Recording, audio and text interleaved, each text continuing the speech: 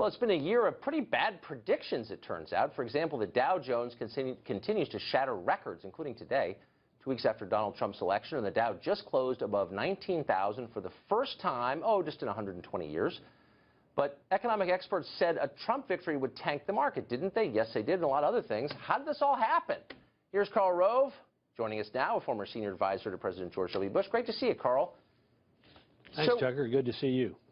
So, I think you're an example of this. Many of us are, but here you know more about American politics than almost anybody I know. You've got decades of experience. You're famously smart.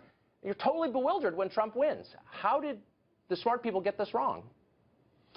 Well, when it comes to the economy, I think it was, in the immediate aftermath of the election, markets don't like uncertainty. And the clarity of someone winning, particularly somebody who had a pro-growth package, and a Republican Senate, Republican House, and Republican President means likely to have a tax cut, likely to see regulatory relief, likely to see a rollback of some of the administration's regulatory actions, particularly when it comes to energy, likely to have a tax on the regime of Dodd-Frank. So all of that helped sort of inspire, clarity, confidence.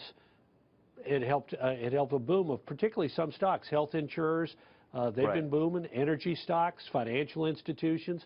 And particularly, what I think is interesting is the bump in among small and medium-sized firms who tend to be the kind of businesses who get buried under the burden of federal regulation. If you got a lawyer or lobbyist in a big company, you can sort of figure out how to deal with it.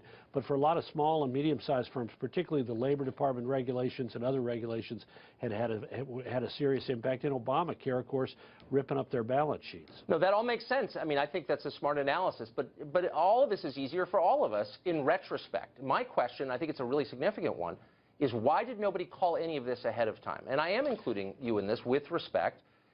Why did nobody see this coming? Have you taken a moment to ask yourself why, with all the data in the world at my disposal, was I unable to see this? What were the factors that blinded me to what was happening?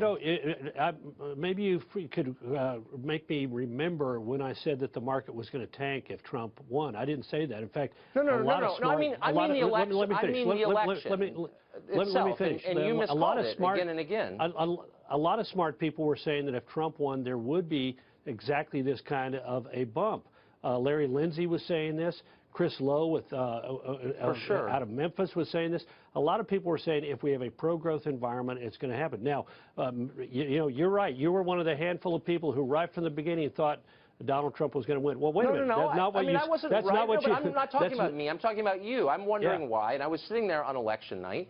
And you weren't alone, as I just said. A million people were confused. Look, why didn't you see it? And could it be that some people, including you, were so blinded by dislike? I'd be happy to answer the question if you want to keep going. If you want to keep going, fine, but I'll be happy to answer the question. Look, I thought he'd get close. I thought he would win Florida. I thought he'd win North Carolina. I thought he'd win Ohio. I told him in May, at the end of May, that he was going to win Iowa. When he said, no, I'm not. Well, really, I could win Iowa? I said, yeah, you can win Iowa.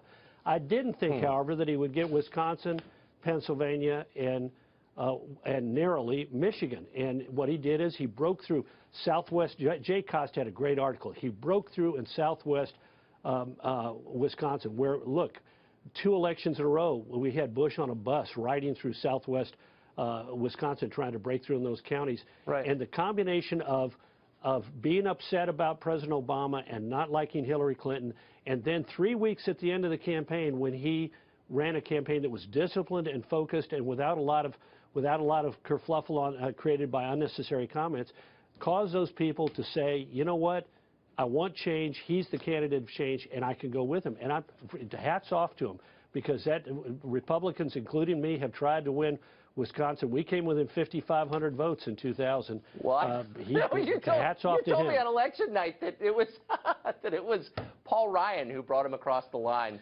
Yeah, and let me explain that. A month out from the election, No, let me finish. A month out from the election, the Wisconsin Republican Party was short of money for their Get Out the Vote operation. They went to the RNC, which said we can't fund it. They went to the Trump campaign that said not going to be there. Paul Ryan wrote the $1 million check to the Wisconsin Republican Party.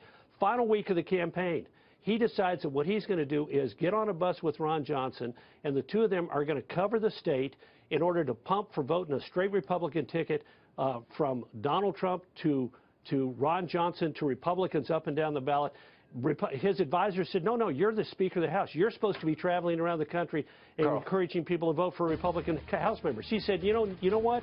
My job was to raise the money. Now I need to help win my state. Nobody thinks. I mean, I'm not attacking. I like Paul Ryan. Nobody thinks Paul Ryan got him Wisconsin. I think it's a pretty. I disagree. I for one, think it helped a lot. Okay. Well, we disagree, but it's great to see you. Thanks for doing that. I appreciate it. You bet. Thank you. Rove.